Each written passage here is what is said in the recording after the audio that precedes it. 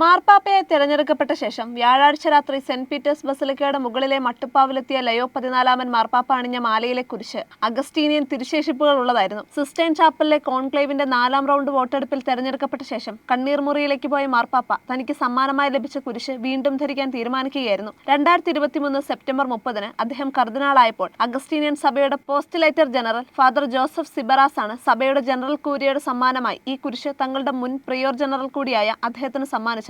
കുരിശിനുള്ളിൽ സഭാസ്ഥാപകനായ വിശുദ്ധ അഗസ്റ്റിന്റെയും അദ്ദേഹത്തിന്റെ അമ്മയായ വിശുദ്ധ മോണിക്കയുടെയും അഗസ്റ്റീനിയൻ സഭയുമായി ബന്ധപ്പെട്ട മറ്റ് വിശുദ്ധരുടെയും തിരുശേഷിപ്പുകളുണ്ട്. കോൺക്ലേവിന്റെ തലേ ദിവസം തങ്ങൾ മുൻപ് നൽകിയ കുരിശ് ധരിക്കാൻ അഭ്യർത്ഥിച്ച് താൻ അദ്ദേഹത്തിന് സന്ദേശം അയച്ചിരുന്നതായി ഫാദർ ജോസഫ് സിബറാസ് പറഞ്ഞു. എന്റെ സന്ദേശം കൊണ്ടാണോ അല്ലയോ എന്ന് എനിക്കറിയില്ല. മാർപ്പാപ്പയെ തിരഞ്ഞെടുക്കപ്പെട്ട ശേഷം ആദ്യമായി വിശ്വാസികൾക്ക് മുന്നിൽ പ്രത്യക്ഷപ്പെട്ടപ്പോൾ അദ്ദേഹം ആ കുരിശ് ധരിച്ചിരുന്നത് കണ്ടപ്പോൾ ഞാൻ വളരെയധികം വികാരാധീനനായി എന്നാണ് ഫാദർ ജോസഫ് സിബറാസ് പറഞ്ഞത്. ഫ്രാൻസിസ് മാർപ്പാപ്പയ്ക്ക് വിശുദ്ധ മോനിക്കയോട് പ്രത്യേക ഭക്തിയുണ്ടായിരുന്നു. കർദിനാളായ ശേഷം അദ്ദേഹം റോമിലെ കാമ്പോ മാർസിയോയിലുള്ള സെന്റ് അഗസ്റ്റിൻ ബസിലിക്കയിലെത്തി വിശുദ്ധയുടെ കല്ലറയിൽ പ്രാർത്ഥിക്കുമായിരുന്നു. അഗസ്റ്റീനിയൻ സഭയെ സംബന്ധിച്ചിടത്തോളം വിശുദ്ധ മോനിക്കയുടെ ജീവിതവും അവരുടെ മകനായ വിശുദ്ധ അഗസ്റ്റിന്റെ മതപരിവർത്തനത്തിലേക്കും സമർപ്പണത്തിലേക്കുമുള്ള പാതയും ആഴത്തിൽ പരസ്പരം ബന്ധപ്പെട്ടിരിക്കുന്നു.